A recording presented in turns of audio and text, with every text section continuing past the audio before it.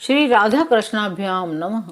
भगवान श्री कृष्ण की कथाओं का आश्रय लेने वाले भक्तजनों, मैं संध्या रानी महात्मा वेद व्यास जी एवं गुरुजनों की आज्ञा से श्रीमद् भागवत महापुराण के दशम स्कंद के 58वें अध्याय को प्रारंभ करती हूँ। अध्याय 58 भगवान श्री कृष्ण के अन्य विवाहों की कथा। श्री सुखदेव जी कहते हैं, परीक्षित, अब पांडवों का पता चल गया था कि वे लाक्षा भवन में जले नहीं हैं। एक बार भगवान श्री कृष्ण उनसे मिलने के लिए इंद्रप्रस्थ पधारे। उनके साथ सात्विकी आदि बहुत से यदुवंशी भी थे। जब वीर पांडवों ने देखा कि सर्वेश्वर भगवान श्री कृष्ण पधारे हैं, तो जैसे प्राण का संचार होने पर सभी इंद्रियां सचेत हो जाती है, वैसे ही वे सब के सब एक साथ उठ खड़े हुए। वीर पांडवों ने भगवान श्री कृष्ण का आलिंगन किया।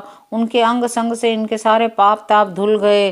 जब भगवान श्री कृष्ण श्रेष्ठ सिंहासन पर विराजमान हो गए, तब परम सुंदरी श्याम वर्णा द्रौपदी, जो नवविवाहिता होने के कारण तनिक लजा रही थी, धीरे धीरे भगवान श्री कृष्ण के पास आई, उन्हें प्रणाम किया। पांडवों ने भगवान श्री कृष्ण के समान ही वीर सात्विकी का भी स्वागत सत्कार और अभिनंदन किया।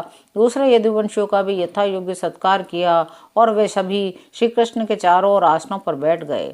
इसके बाद भगवान श्री कृष्ण अपनी बुआ कुंती के पास गए, उनके चरणों में प्रणाम किया। कुंती ने अत्यंत स्नेहवश उन्हें अपने हृदय से लगा लिया। उस समय उनके नेत्रों में प्रेम के आंसू छलक आए।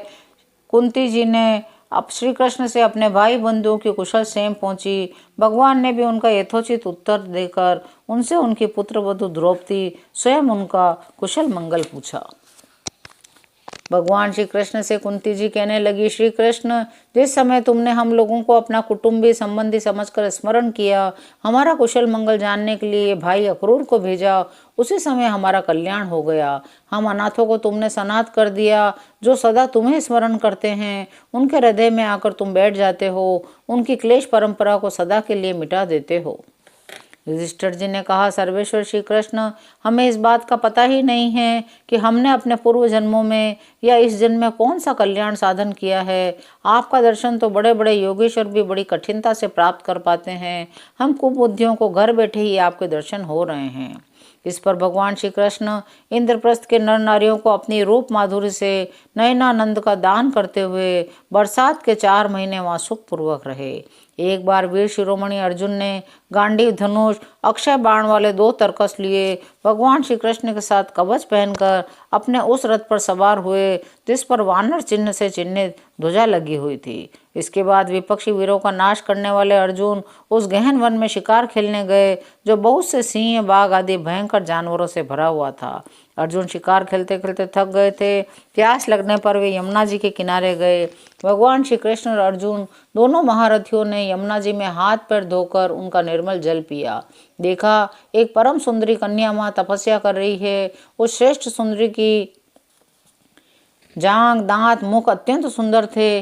अपने प्रिय मित्र श्री कृष्ण के भेजने पर अर्जुन ने उसके पास जाकर पूछा, सुंदरी, तुम कौन हो, किसकी पुत्री हो, कहाँ से आई हो, क्या करना चाहती हो, तुम सारी बात बताओ। कालिंदी ने कहा, मैं भगवान सूर्यदेव की पुत्री हूँ। मैं सर्वश्रेष्ठ वरदानी भगवान विष्णु को पति रूप में प्राप्त करना चाहती हूँ, इसलिए कठोर तपस्या कर रही हूँ। वीर अर्जुन, मैं लक्ष्मी के परम आश्रय भगवान को छोड़कर और किसी को अपना पति नहीं बना सकती। अनाथों के एकमात्र सहारे प्रेम वितरण करने वाले भगवान श्री कृष्ण मुझ पर प्रसन्न हो। मेरा नाम है कालिंदी। यमुना जल में मेरे पिता सूर्य ने मेरे लिए एक भवन बनवा दिया है। मैं उसी में रहती हूँ। जब तक भगवान का दर्शन न होगा मैं यहीं रहूंगी। अर्जुन ने जाकर भगवान श्री कृष्ण से सारी बातें कही। वे सब कुछ पहले से ही जानते थे। उन्होंने कालिंदी को अपने रथ पर बिठा लिया, धर्मराज युधिष्ठिर के पास ले आए। इसके बाद पांडवों की प्रार्थना से भगवान श्री कृष्ण ने पांडवों के रहने के लिए एक अत्यंत अद्भुत और विचित्र नगर विश्वकर्मा के द्वारा बनवा दिया।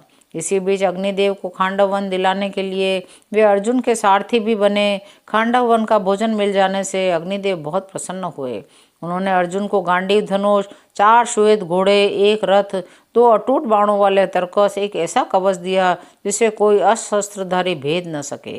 खांडव दाह के समय अर्जुन ने मय दानव को जलने से बचा लिया था, इसलिए उसने अर्जुन से मित्रता करने के लिए उनके लिए एक परम अद्भुत सभा बना दी। उसी सभा में दुर्योधन को जल में स्थल और स्थल में जल का भ्रम हो आया था। कुछ दिनों के बाद भगवान श्री कृष्ण अर्जुन की अनुमति, अन्य संबंधियों का अनुमोदन प्राप्त करके सात्विकी आदि के साथ द्वारका लौट आए। वहां आकर उन्होंने विवाह के योग्य ऋतु ज्योतिष शास्त्र के अनुसार पवित्र लग्न में कालिंदी जी का पाणी ग्रहण किया। उज्जैन देश के राजा थे विंद और अनुविंद। वे दुर्योधन के वशवर्ती तथा अनुयायी थे। उनकी बहन मित्रविंदा ने स्वयंवर में भगवान श्री कृष्ण को ही अपना पति बनाना चाहा, परंतु विंद और अनुविंद ने अपनी बहन को रोक दिया। मित्रविंदा श्री कृष्ण की बुआ राजाधी देवी की कन्या थी। भगवान श्री कृष्ण राजाओं की भरी सभा में उसे बलपूर्वक हर ले गए। सब लोग अपना सा मुंह लिए देखते ही रह गए। कौशल देश के राजा थे नग्नजीत। वे अत्यंत धार्मिक थे। उनकी परम सुंदरी कन्या का नाम था सत्या। नग्नजीत की पुत्री होने से वह नागनजिती भी कहलाती थी। राजा की प्रतिज्ञा के अनुसार 7 दुर्दांत बेलों पर विजय प्राप्त न कर सकने के कारण कोई राजा उस कन्या से विवाह न कर सके, क्योंकि उन बेलों के सींग बड़े तीखे थे और वे बैल किसी वीर पुरुष की गंध भी नहीं सह सकते थे। जब यदुवंश शिरोमणि भगवान श्री कृष्ण ने यह समाचार सुना, जो पुरुष उन बैलों को जीत लेगा उसे ही सत्या प्राप्त होगी, तब वे बहुत बड़ी सेना लेकर कौशलपुरी पहुंचे। नग्नजीत की कन्या सत्या ने देखा, मेरे चिर अभिलषित रमा रमण भगवान श्री कृष्ण यहाँ पधारे हैं। तब उसने मन में अभिलाषा की, यदि मैंने व्रत नियम आदि का पालन करके इन्हीं का चिंतन किया है तो ये ही मेरे पति हों और मेरी विशुद्ध लालसा को पूर्ण करें। राजा नग्नजीत ने भगवान श्री कृष्ण की विधि पूर्वक अर्चा पूजा करके प्रार्थना की, जगत के एकमात्र स्वामी नारायण, आप अपने स्वरूपभूत आनंद से ही परिपूर्ण हैं, मैं आपकी क्या सेवा करूं।